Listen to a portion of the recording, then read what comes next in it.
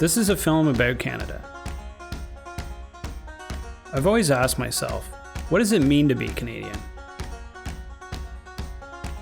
This is a difficult question that even most people living here have a hard time answering. Canada is an incredibly large country, and it is my belief that can lead our provinces to feel disconnected. Most Canadians are very proud of the places they live, and this sense of pride is contagious. But I feel in some cases they undervalue the rest of the country. So for Canada 150, I decided to hit the road and seek adventure, from East Coast to West Coast, to find an answer to my question. Get ready to learn about some places in Canada that you may not be familiar with, and hear inspiring stories from other fellow Canadians. Stories that will help unite us even more.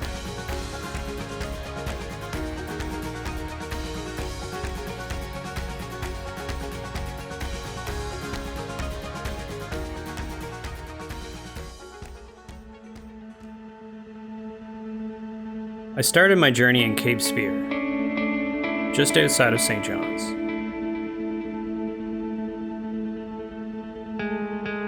This is the most easterly point in our continent. The views are breathtaking and impossible to describe.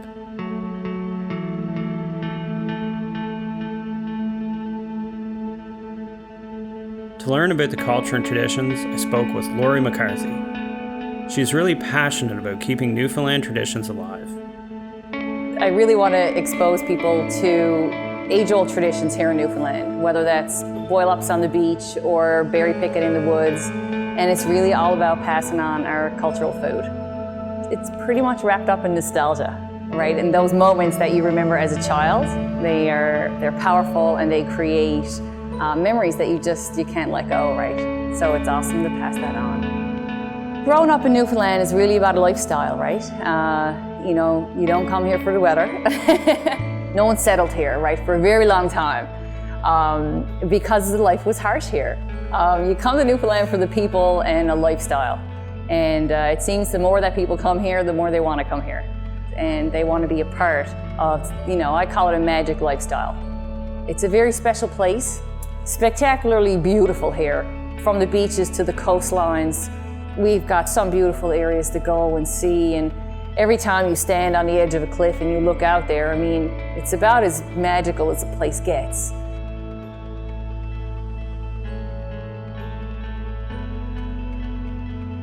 Newfoundland and Labrador are very special places. The landscape, the people, there's so much history. I encountered one fishing village after another, places with big hearts and welcoming embraces. Newfoundland truly has a lot of character. We're not very go-go around here. It's really a lot about sitting back and enjoying the people and the place and the moments that you're in. And you're able to just give people an idea of what life was like here, what life is still like here, what it can be, right? If you don't know where you come from, how are you going to know where you're going? It keeps a sense of groundedness, and it's about remembering how much work it takes to put the food on your plate.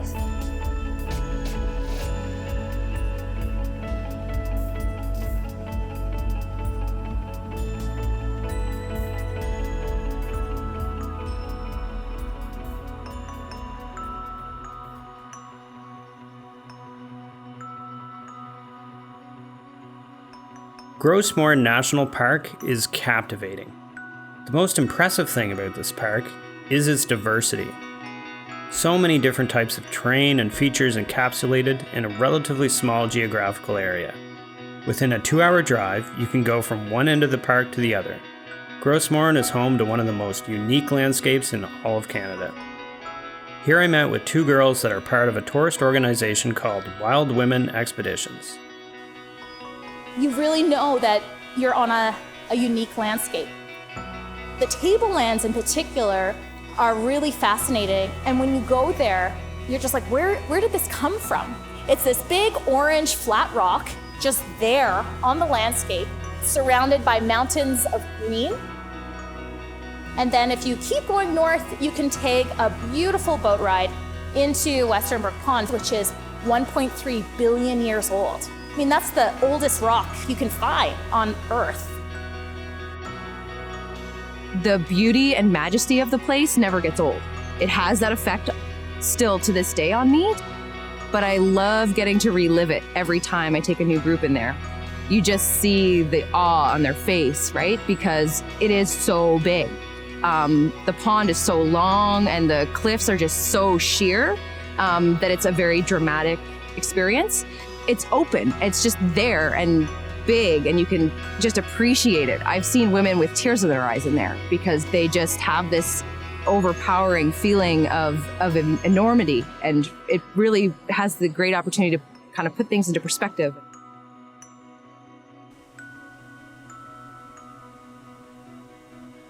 I just love how Gros Morne National Park as a whole hugs basically all these tiny little fishing communities. And those communities are a really important part of the story of the park. I don't think you can go there and miss that, and I don't think it should be overlooked either. Just outside the park, there is a charming coastal town called Trout River, where we had an interesting conversation with a local fisherman. I'm a fish harvester, and I've been fishing now for 30 years. Fishery is pretty much the main industry in this area. A lot of my friends have their fathers and their grandfathers have fished, and they still fish the exact same way as they did 70, 80 years ago. You have your beautiful days. I mean, if you were fishing today, it's beautiful on the water, but I mean, there's days you have to go out, and it's risky at times. You in these areas, you have a love for the land and the water, and that's what makes it so beneficial for us. I think it's never taken for granted.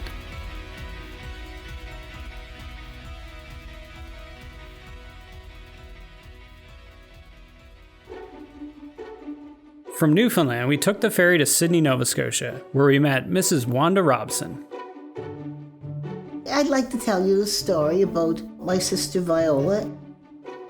There was nobody else in Nova Scotia that offer the services and deliver and sell beauty products to Black women.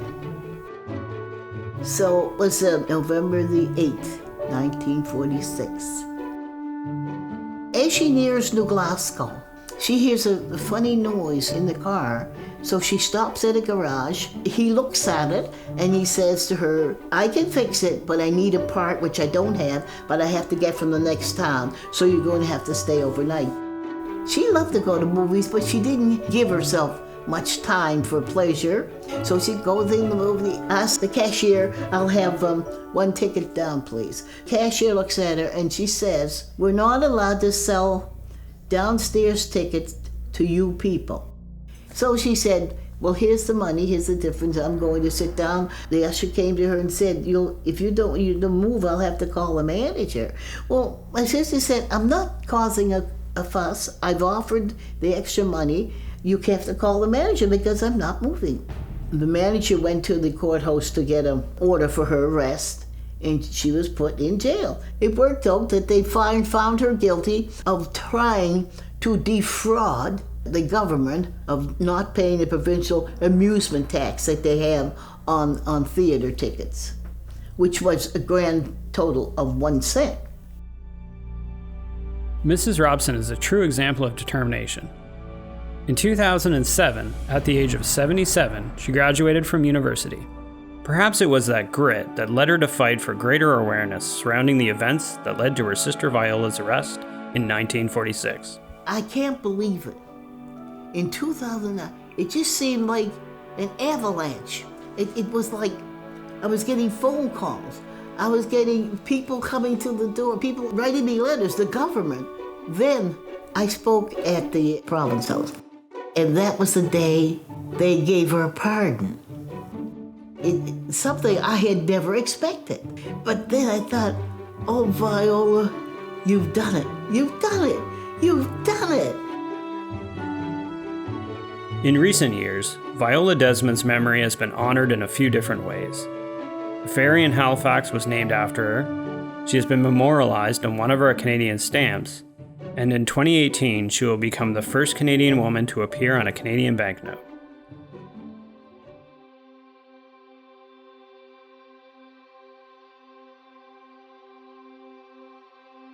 The slogan Canada's Ocean Playground couldn't be more true. Picture perfect lighthouses and coastal scenery. Nothing compares to looking at the distant horizon across the Atlantic Ocean. Imagine standing by a lighthouse at dawn, or studying the many spectacular rock formations along Nova Scotia's coastline.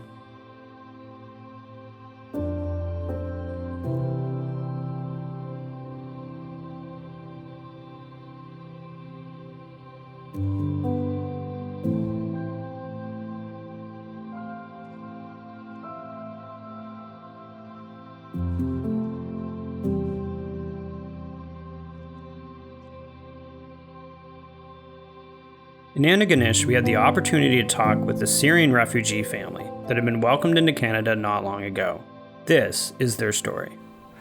Your refugee means that you lose everything, especially lose your sense of belonging. That losing your home, losing your friends, your connections, everything you have been building since ever you were born, will be lost in one moment. So we were in Lebanon and we didn't know where to go from Lebanon. Then, we had this opportunity from the Canadian Embassy that they invited me and my family to come to this country. They offer everything they can to make us feel safe, while the other countries close the borders, everything in face of the refugees. Canada opened the doors and shipped us in a safe flight to just arrive here and give us the chance to start our life again. That was really amazing thing. That didn't happen before in any other country.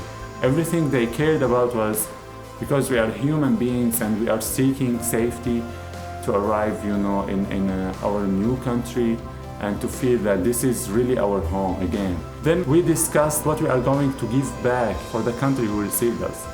So we started our business again, the chocolate factory that we used to work in Syria, making chocolate since 40 years when my father started his business in Damascus. My father thought he will not be able to start his business in 10 years when he arrived here in the beginning.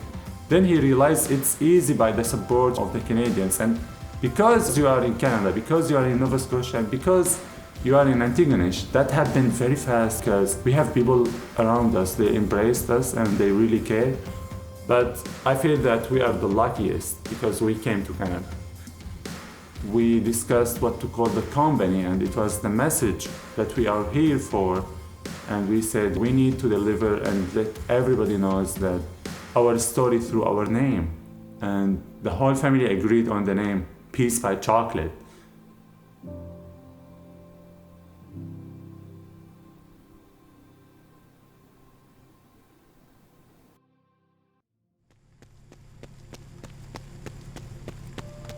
Just outside Antigonish, we talked with Brad Firth, who was nearing the end of a run across Canada for a very noble cause.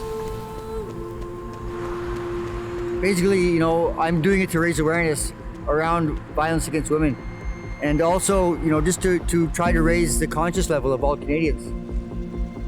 I'm just sharing what I know, but also, I'm just feeling grateful to do this kind of work, right? It's beautiful work, and I enjoy being a runner and just trying to carry that message as far as possible. Just try to inspire and motivate as many people as possible. Even though I fell into addiction, I overcame it. So I started racing when I was real young and playing hockey as a child, and I went back to it. I went back to my original teachings. So that's why I'm able to resurrect myself, resurrect that athlete inside me, and have a fulfilling life, have a peaceful life, enjoyable life.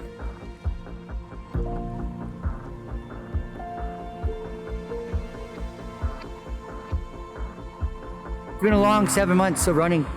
I'm tired, so I'm expecting, a good invitation to Newfoundland.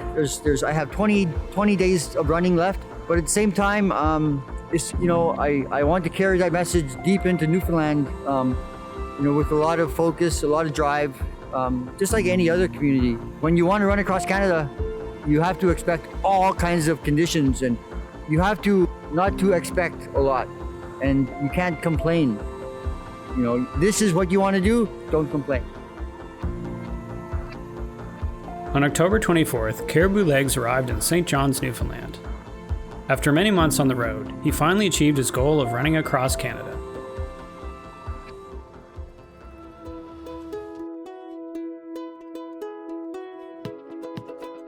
Prince Edward Island can be described as a storybook place.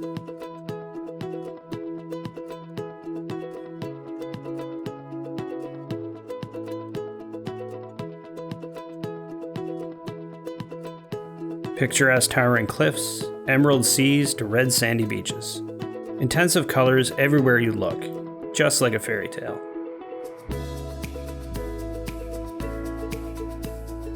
Some people may not realize the story of Confederation started here. In Charlottetown, we met Lacey, a young entrepreneur who demonstrated to me that when a person is driven, it doesn't matter how old they are. So, since I was little, I've grown up dancing on PEI, and I've been to almost every dance school that the island has, and there are quite a few. But as I got older, I started to want more of an experience of what it's like working in the dance industry. But PEI didn't really have an opportunity for me to learn these things, so I would have to go off island, and I didn't want that to be the case for all of the dancers that are here now. So I thought if I was able to bring this opportunity to PEI for the dancers, giving them all the things that I wish I had when I was growing up, I'd be able to make a difference. So that's what I've done. I started my business in April of 2016 at 16 years old. I've grown very quickly from 2 classes up to 16 classes a week, and I have about 80 students. So I hire choreographers from off-island to come in and work with my dancers for special workshops. I'm the primary teacher though, and I absolutely love it. So that's a little bit about 24 Dance. It's going really well. And yeah, it's crazy when I say it out loud, but I love it.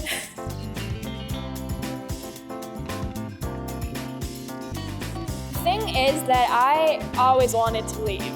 But now that I've had all these amazing opportunities and I'm meeting all these amazing people on PEI, some really cool mentors, lots of cool projects going on, new businesses opening, I'm realizing that PEI is an amazing place, like especially to start a business. The support you get here is incredible. There's tons of funding available. It's just a really great place. So I definitely will go off and travel and learn more, but I'm always gonna come back here because there's no place like home. Not far from Lacey lives a 92-year-old farmer named John Lister.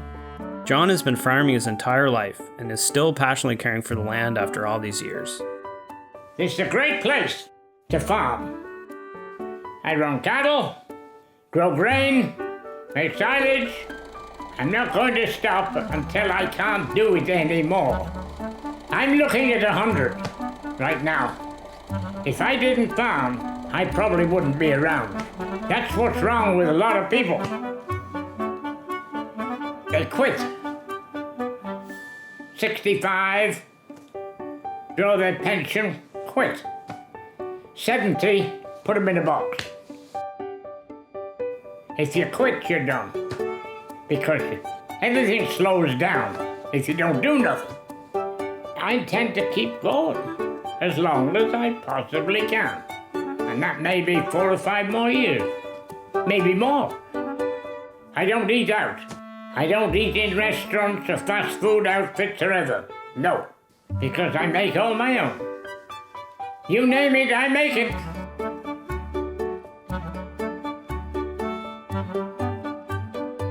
I suppose my secret is the fact I don't drink, I don't smoke, and I don't eat bought food. It's full of preservatives. You weren't made to handle that sort of stuff. I don't know what it is to be sick. I'm never sick. Pure and happy. Why wouldn't I be?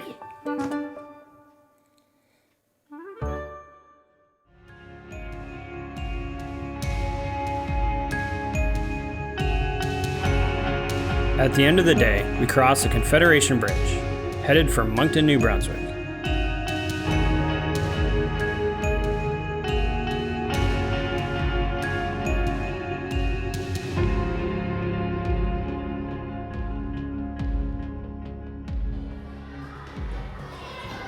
Systema New Brunswick is working very hard to break economic barriers. Nobody deserves to be excluded from opportunity for any reason. We started with 50 children and 1 teacher. It was madness and chaos. That's the only thing I can say. You know, we had a lot to learn, and we have progressively learned over time.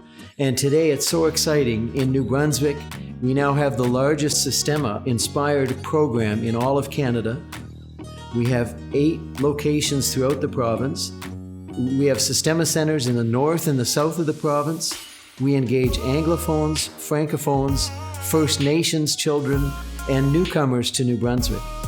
Today we have more than 15 orchestras and almost 1,000 kids involved in our programs. The great thing about it is it's a story that all of New Brunswick shares in, because to create a program like this doesn't happen by one person or 3 people. It takes everybody in the community to make it happen.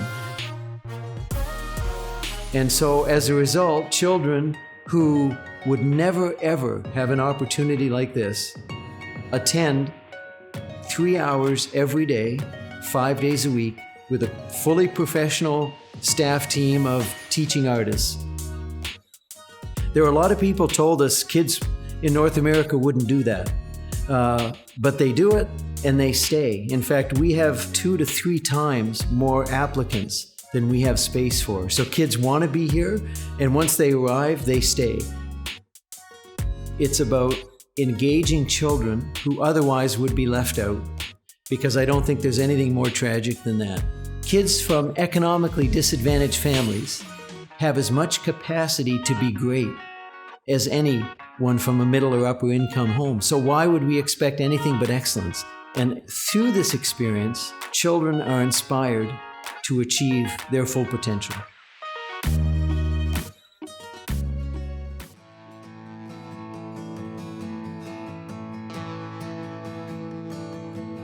New Brunswick has been jokingly referred to as the drive-through province, but I can assure you, the province has a lot more to offer if you're willing to take the time and stop.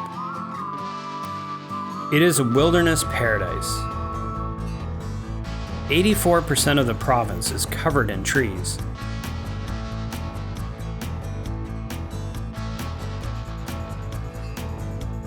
Renowned for its many trails, its lush forest, its rivers teeming with fish, New Brunswickers themselves do not take this place for granted.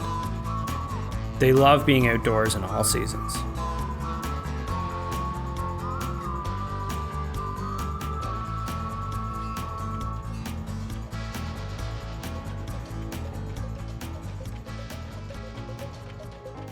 New Brunswick is also well known for its fresh and abundant seafood. When I visited Grand Manan, I was amazed by the hard work that is required to be a lobster fisherman. I was most astonished by Sarah. I met her and saw how skilled a fisherman she was. I don't know, it's just nice to be there. I've spent 20 years of my life on the water, so it's normal for me to be on the water. I enjoy the sunrises, I enjoy the sunsets. There's always something different to look at. A couple days ago I saw a shark breach. The week before that, I saw an orca, and yesterday I saw humpbacks. I have done all of the jobs that are involved in lobster fishing, but it takes a special captain to hire a female, because physically we're weaker than men. But given a little bit of time, we can do the job. Pretty much any woman can do that if that's what they want to do. A normal day, we'll get up around 4 or 5 depending on the tide and where we're going to haul our traps. So it's a 15-minute drive to get to the boat. There's 4 of us in our crew, and it takes us about an hour and a half to get out to our traps. We'll haul as many as we can. We'll probably stay out there for 10 or 12, or it just depends on the tide. A normal day for us, we get home at 7, 8. Here it doesn't matter. We're fishermen. We don't use the the fisher girl or the fisherwoman or fisherette. It's a job and we just go do it as fishermen. If you can do the job, then go do it.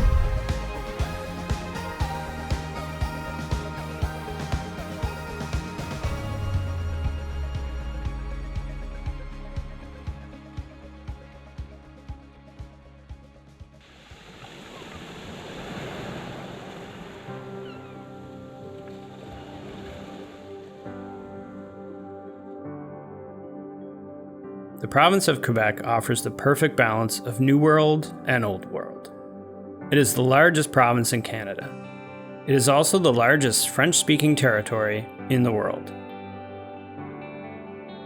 Quebec City has more romance and European charm than any other city in North America. Montreal has earned a reputation for producing great artists and fostering a true creative spirit. This is a place that's aged gracefully, wearing its years with quiet elegance. When I arrived in Montreal, I went in search of the best bagels. You can find inspiration in anything, even a piece of bread. So we have hot bagels coming out of the oven every 5 minutes. So it's very convenient for someone to walk in, buy a dozen bagels or a bagel or two. They're hot, they're fresh, they're irresistible. The bagel shop opened up in 1957. We have the perfect recipe, the perfect combination of employees, staff, and everything. So that's why our bagels are the best. We do it with love, we do it with passion. There's nothing more than that. So you can see when they come out of the oven, you have a nice shine, golden look to it. That's because of the honey. And the second thing is we bake our bagels in a wood oven. The fact that we bake it in a wood oven gives it a different texture, and that's what makes our bagels stand out. Every morning I wake up with a smile on my face coming to work because I love making bagels. It's my passion. When I make the bagels and I serve customers, seeing them with a smile on their face makes it very satisfying for me. My name is Giovanni Zbuano. I work at St. Rita Bagel Shop in Montreal, and we are open 24 hours a day, 7 days a week. When you think about sodas, probably there are only two brands that will come to your mind. But innovation is also possible in Montreal. I talked with Sebastian about his 1642 cola made with Canadian maple syrup. Pourquoi 1642? En fait, c'est la date de fondation de Montréal. Vous savez, dans ce type de marché, le marché des sodas, il y a deux grosses compagnies qui se chamaillent et qui bataillent pour avoir le plus grande part de marché. Ça a été difficile de percevoir qu'il y avait des possibilités. C'est passé par l'innovation, la création et la nouveauté. Un bon cola artisanal fait avec des sucres naturels comme le sirop d'érable. Ça vient toucher quelque chose en nous au Canada qui est intrinsèque à chacun de nous. Le sirop d'érable, ça fait partie de notre histoire. Montréal, moi je suis amoureux de Montréal. Montréal m'a accueilli, Montréal m'a donné un emploi, m'a donné des amis. M'a donné une deuxième famille finalement, et pour moi, je ne verrais pas vivre ailleurs qu'à Montréal parce que je me sens bien. C'est une ville qui me ressemble, multiculturelle, diverse, spontanée. Puis dans mon cas, c'est sûr qu'aujourd'hui maintenant, ma compagnie est tellement montréalaise que je peux pas vivre ailleurs. Et aujourd'hui, je suis très fier de pouvoir redonner des emplois au Canada. C'est ma contribution et c'est ce que je préfère dans la réussite de ce projet-là en fait.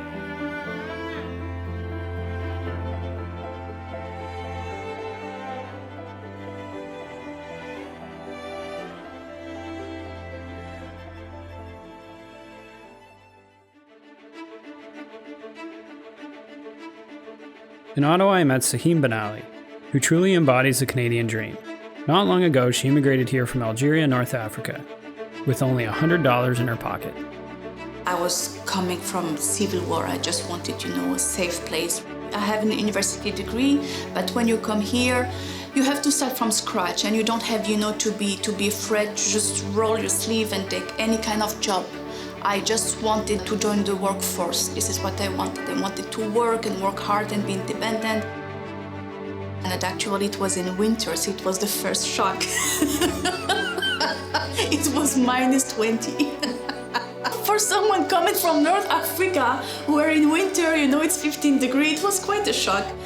But once you get a good pair of boots and a good coat and a good hat, you can go through winter. Because it was quite a stretch for my skin, and I started having bad skin problem and skin condition. I thought about the argan oil, which is an all-natural and very powerful moisturizer that grows in my region. And the woman who produced the oil doesn't know how to read or write. The only source of income is producing the oil. Make it by hand and provide the best quality ever, and it's my way to empower them. Canada gave me the opportunity to be self-employed, to be independent, to be a breadwinner, and those women need this help, and this is my way to give back. The Ottawa community has been amazing because it's a very green city. They took the first order, and then it was the second order and the third order. Today my product is available around the country. We went from 10 stores to 300 stores, and this can happen only in our country.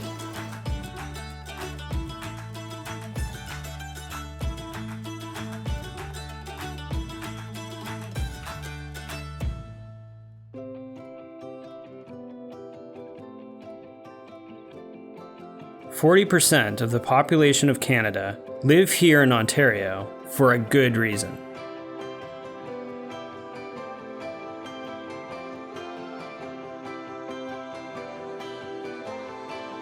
Toronto is a cosmopolitan city, a modern metropolis, bursting with energy, but at the same time very relaxing. One thing that really stood out to me about the city was how alive it felt. No matter what time of the day it was, there's something here for everyone. A truly multicultural metropolis that is very tolerant and inclusive. More than half the population here was born outside of Canada.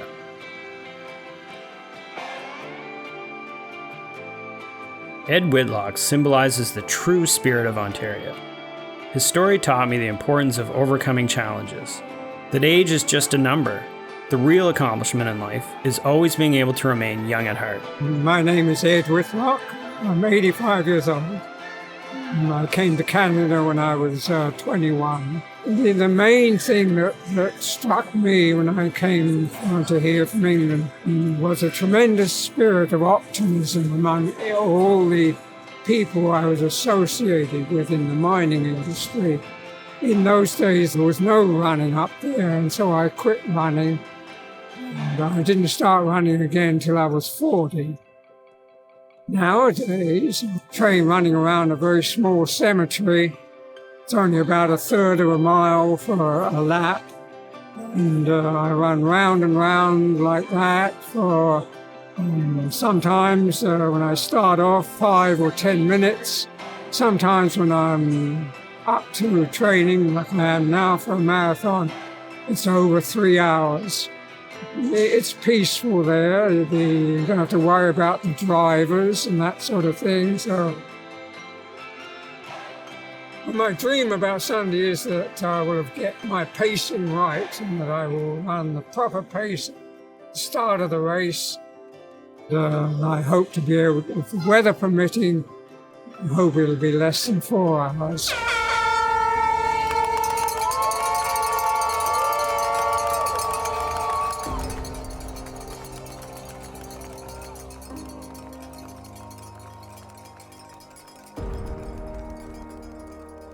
I've been running more or less continuously since I've been 40 to now 85, and I waste a lot of time training.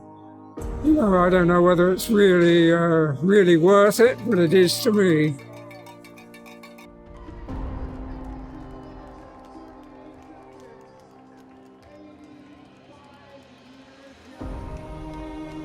On October 2016, Ed broke another world record, running a sub-4-hour marathon in Toronto at age 85.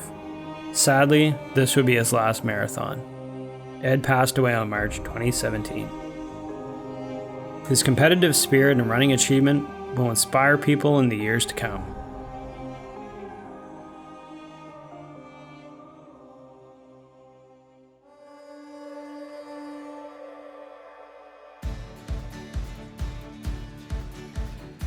Manitoba is home to vast farmland, surrounded by thousands of acres of grain. Winnipeg feels like an oasis, the gateway of the prairies located at the heart of Canada.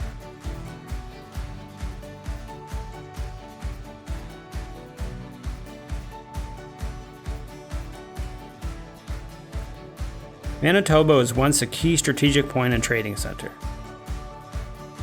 No exploration of Canada is complete without visiting Manitoba. Every city has monuments that represent and symbolize the ideas of the people that live there. But in Winnipeg, they took this principle and went bigger. They have the Canadian Museum for Human Rights, which opened its doors on September 2014. This is the first national museum since 1967, and the only one west of Ottawa.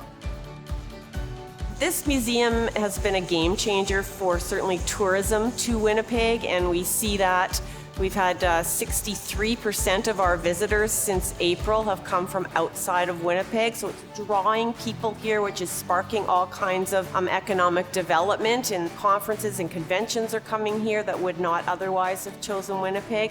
We're part of a whole renaissance of development in Winnipeg, where we've got a new park and zoo, we've got a new airport, we've got a new football stadium, a new hockey arena, all kinds of new hotel and restaurant developments. So it's really happening in Winnipeg, and it's really making Winnipeggers quite proud. The architecture of the building is a piece of art, a monument to human rights in and of itself. It's also about multiple perspectives. So the museum looks very different if you change your angle and your point of view, if you walk around to a different side, both outside and inside. And that's an important concept to human rights as well. If we change our point of view, things might look totally different and we get a new understanding.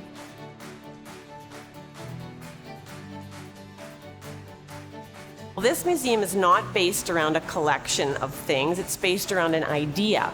So what we're doing is trying to illuminate that idea primarily with storytelling. And so we use all different methods to tell those stories. This is a place where people can come and learn more about human rights, talk about human rights, and we hope that it'll spark the kind of educational climate that can help us understand why human rights is important and maybe get ideas about what they can do to promote human rights as well.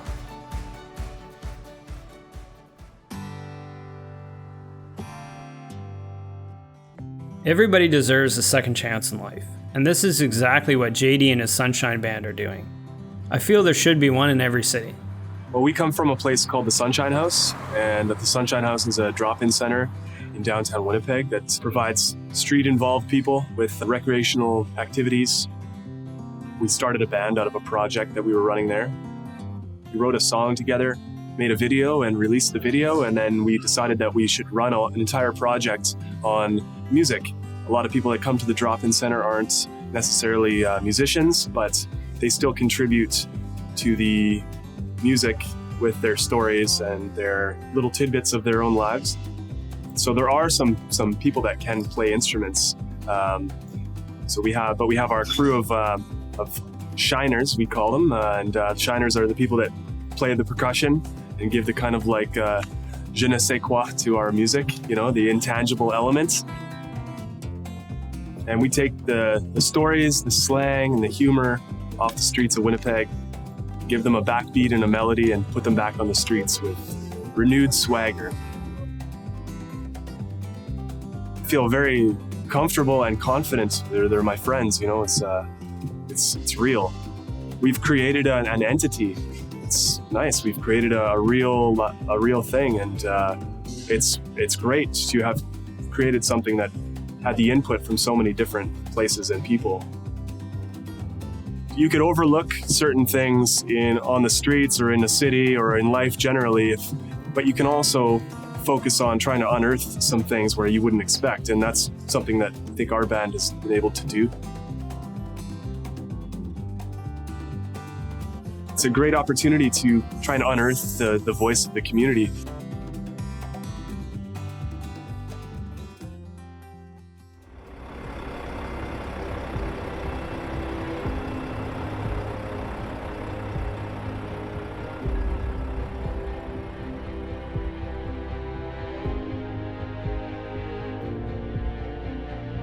Saskatchewan is the land of endless horizons.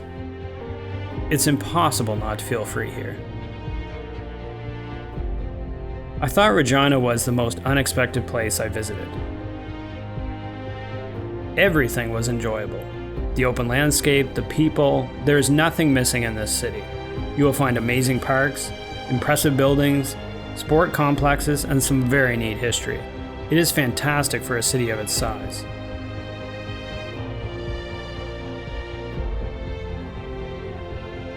This city is one of the friendliest in Canada, with a strong sense of community.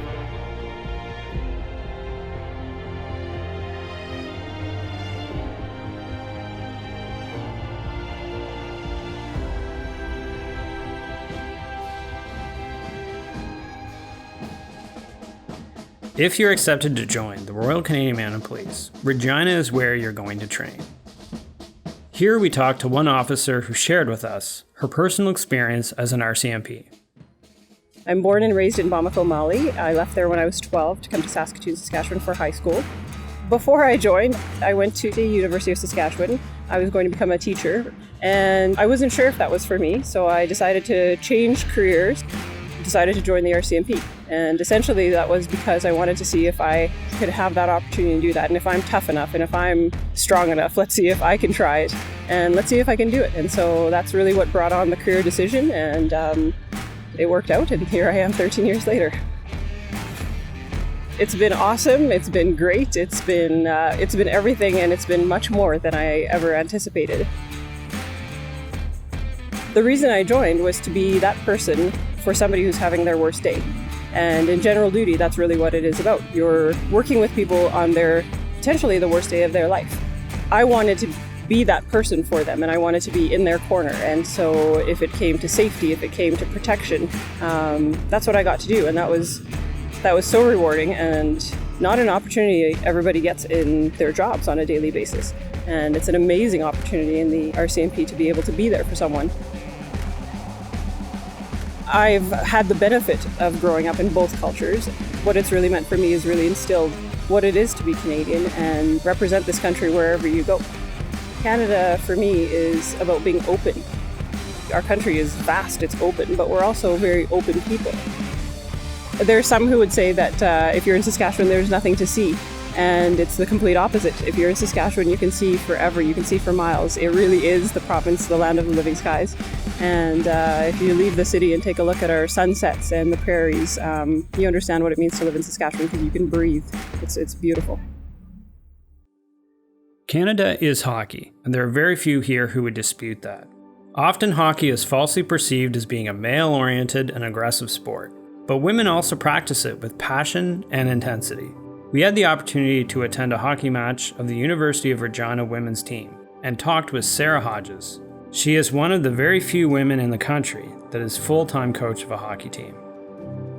I think hockey is the one real Canadian thing that everybody identifies Canadians with, and I think it's important to our national pride and our national identity. We always want to see the Canadians do well, whether it's at the World Cup of Hockey or the Olympics, anywhere on the international scene, and I think it's what we're known for and we're expected to do well with.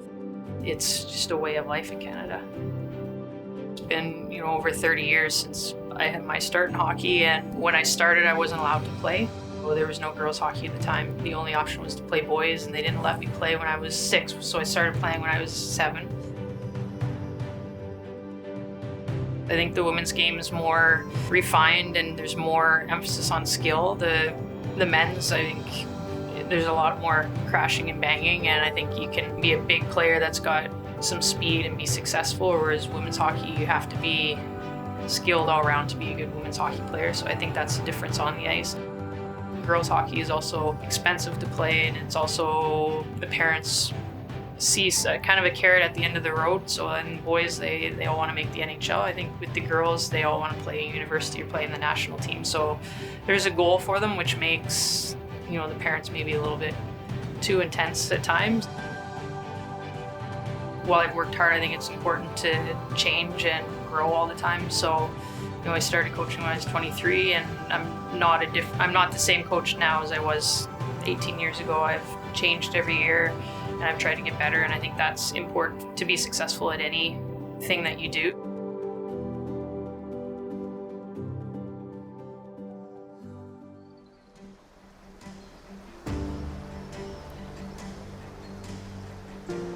The first thing that people relate to Saskatchewan are the prairies, but Jay Brown argues that there is a lot more than flat land here.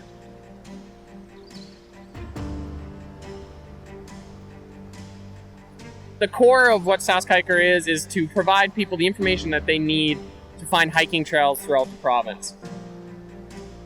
You know, I love spending time outside, especially in Saskatchewan outdoors, and I wanted more people to do that, and I figured the best way to do that was just to show people where to go. So showing what this province is, it's a lot different than what I think most people think it is. I think everybody thinks that Saskatchewan is, you know, the wheat field and the sunset and the elevator, right? You know, we've been saying that for 100 years, so why would you think any differently?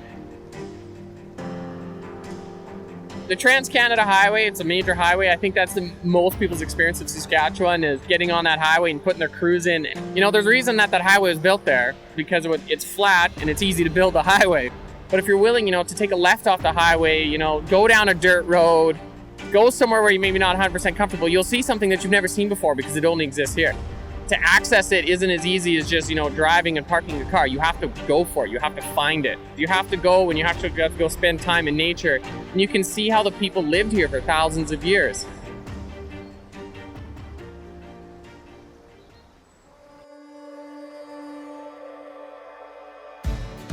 Let me tell you this about Banff. It's everything you'd imagine, plus more. People from all over come to see the Rockies, which rise majestically from the Alberta plains. It's impossible to exaggerate the beauty of this place. A few hours away you will find the Badlands. The landscape is unlike anything I had ever seen. The whole province is overflowing with natural beauty.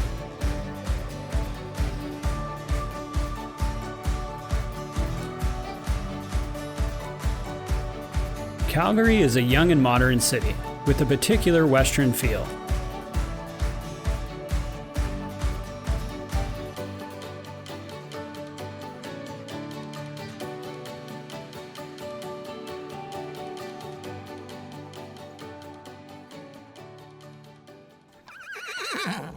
Southeast of Calgary, I visited a ranch and met with Brenda Furr. Brenda and her husband run a very unique initiative. 300 horses or more per day are going through the slaughterhouse. They are, for the most part, healthy horses. The meat is shipped to Europe. So what we do here is we get them healthy, teach them, train them, and hopefully in the future adopt them out to new homes. We have everything from like registered quarter horses. We have a granddaughter of Seattle Slew who was a Triple Crown winner. We have some of the best bloodlines there are in Canada here, believe it or not. And there's no reason for them to be shipped, but breeders are looking for that one special horse, so they'll breed 80 mares or better to get that one. The rest they don't care about. On average, at least a year they're here. Some will go out sooner, depending on what the person's looking for, but we like to give them a good base of groundwork training and, you know, be safe to be around those sorts of things. So on average a year, some are here 4 and 5 years before we find the right home for them. On average, we have 30 to 35 horses, but we have been up to 60. So we keep our numbers where we can manage to look after them properly. What we do is we have someone that's interested come here and actually work with the horse, and I look to see if there's a connection between that person and the horse. If there's not a connection, or if the person doesn't know what they're doing, then no, we don't adopt them out. But we also do offer a program here. If we have room, they can board the horse here, and we teach them how to teach their horse. It's a passion, and we love them, and I believe that no horse deserves to go to slaughter. They just don't.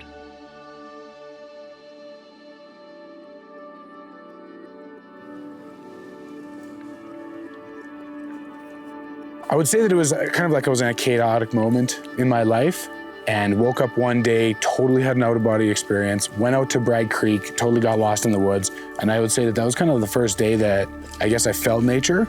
And when that day happened, I relentlessly began exploring every day after that. And before that, I never really had anything to do with photography at all. You know, I didn't really plan any of that. You know, before that, it was 9 to 5, desk job kind of thing. And so my audience has seen me go through this whole transition, kind of being stuck a little bit to finding the vitality of life, like every day in nature. One day, Dax had the courage to follow his heart. He left his day job to write his own history and started this adventure. This was the catalyst for him to become a well-known and recognized nature photographer. And since then, he has been hired nationwide for his unique way to share nature. Coming to Banff is amazing. Everywhere you turn, there's like a hidden kingdom of beauty around you, if you're just open enough to find them, right? You don't need to necessarily get to a destination. I don't really like to explore under a time frame or under an itinerary.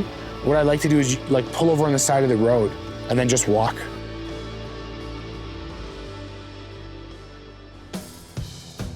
Vancouver has been on my radar as a city to visit for quite some time.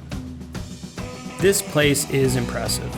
Everything from the people to the architecture to the city itself, it just has a really different vibe that separated itself from any city I've traveled to in Canada. The rainforest surrounding the city is incredible. The city felt extremely fresh to me. First Nation culture is respected and celebrated here. Vancouver is a very progressive place. There is a real sense of freedom here. It's one of the most livable cities on earth.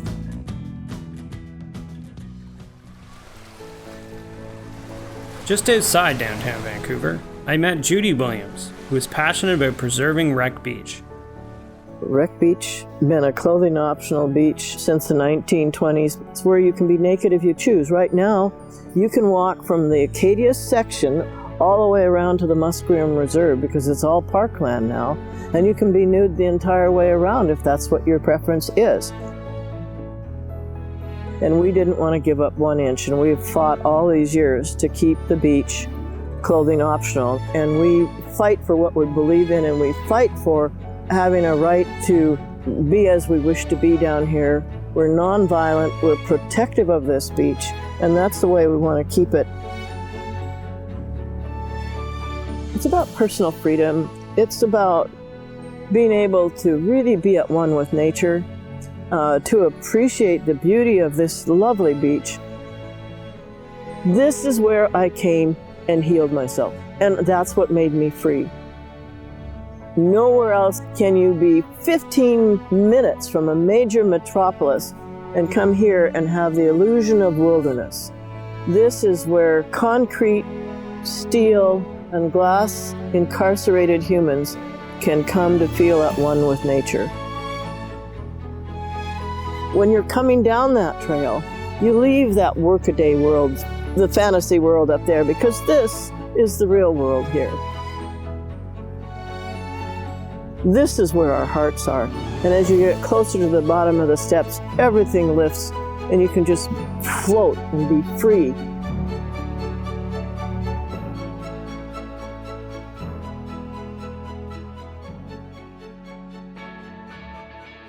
In today's world, there is no place for any kind of discrimination.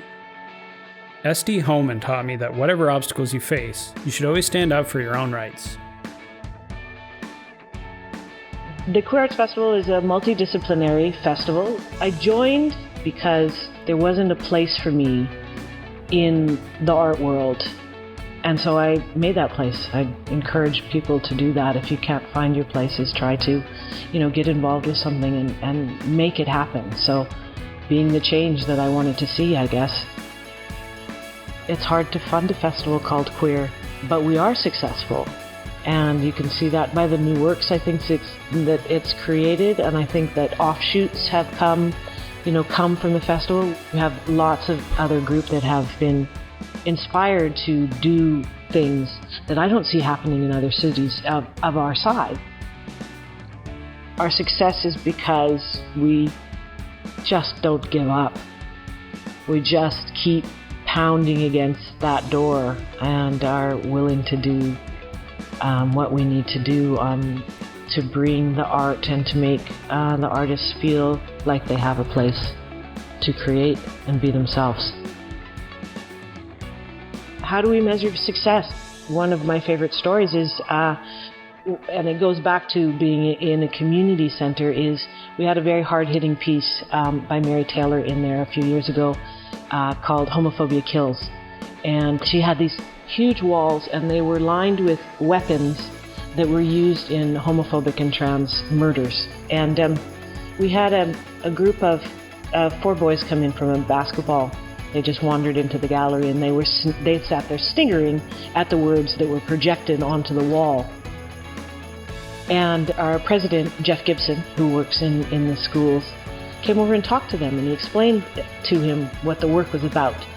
And they grew thoughtful and silent and listened, and then they went away, and 20 minutes later they brought their whole basketball team in to view the work.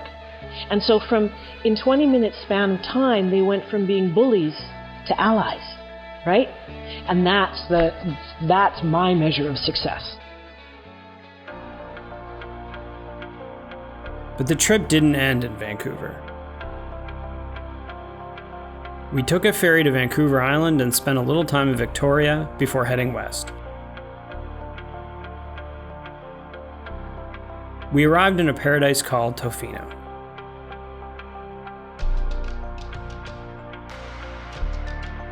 A beautiful beach with great waves. This was the perfect spot to take a deep breath, to think a little bit about our adventure. I was overwhelmed by Canadian openness. Almost everybody that we approached welcomed us and did everything they could to make this project a success. We should feel very proud about living in this beautiful, vast country. I think the easiest way to describe what it means to be Canadian is having a culture that embraces differences and works to take the best of them instead of pushing them away. We are a mosaic of cultures that have defined this country and will stay like that for future generations. We know we are not perfect, but accept that and work every day to strive to do better and to be better. Together, we are better.